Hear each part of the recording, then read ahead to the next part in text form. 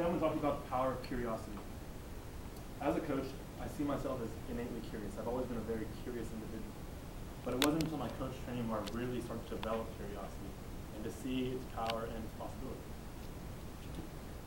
When I started to use curiosity, both in coaching and my own life, it opened up so many doors and it was a kind of a gateway to so many other amazing things in my life.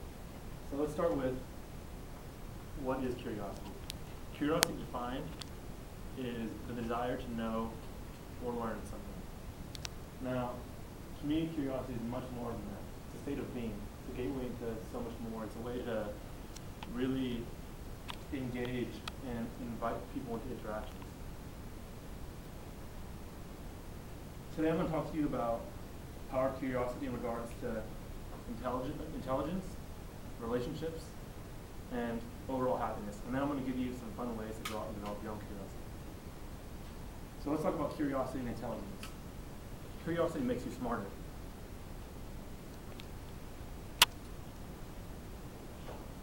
When we are curious, we see things differently. One study in the Journal of Personality and Social Psychology in 2002, researchers correctly predicted that highly knowledge-seeking or highly curious toddlers would have higher IQs than children than toddlers with lower levels of curiosity. They measured the degree of this by seeking the behavior in 1,700 3-year-olds and measured their cognitive ability at age 11. As it predicted, they actually scored 12 points higher on their IQ compared to low stimulation seekers or people with low curiosity. Now, studies have shown this, but also if we look at Albert Einstein, one of the greatest minds of our time, one of my favorite quotes is, "I have no special talent. I am passionately curious." And I love the use of passionately curiousness, passionately, because passion and curiosity, I believe, are interwoven. And passion often starts with curiosity. Now let's talk about curiosity in relationships. How many of you have made wrongful assumptions of someone or been victim of wrongful assumptions? I know I have. And when you do that, you kind of hold people small, or you kind of put them in a box. And I know from experience that when people make wrongful assumptions of me, I miss out on opportunities, or potential opportunities, or kind of adventures, or all kinds of stuff. Now, it really sucks, as you can see by the person involved. I made an assumption of her.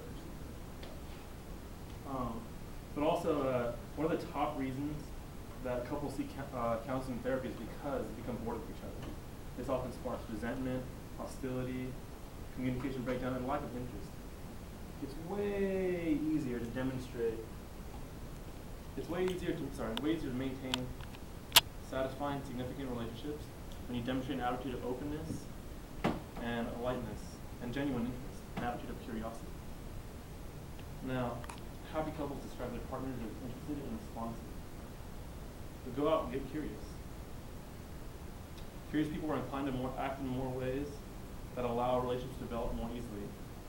They ask questions that take interest in learning about each other. Now, this is not just limited to significant others.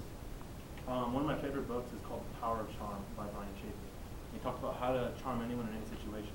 If you really boil down that book to a couple points, about being an active listener, being curious about people. When you're curious about people, you engage them. They feel like they're really heard and seen, and that is extremely charming. Now, I'm going to talk to you about happiness and curiosity. Now, there was a study recently done with about 130,000 people from 130 nations, and it designed to represent 96% of the world's population. They identified 2 factors that had the strongest influence on how much enjoyment or how happy you were, and it was developing significant relationships, and it was learning something. Both are supported greatly by curiosity. So what does this tell us?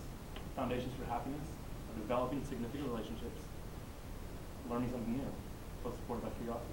Silly as I said, guys, Ben Mills curious.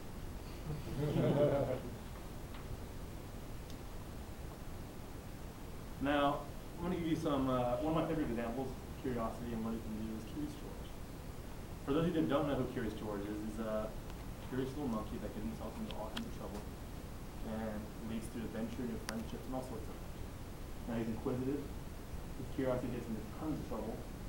He always has some kind of adventure, and make some new friends.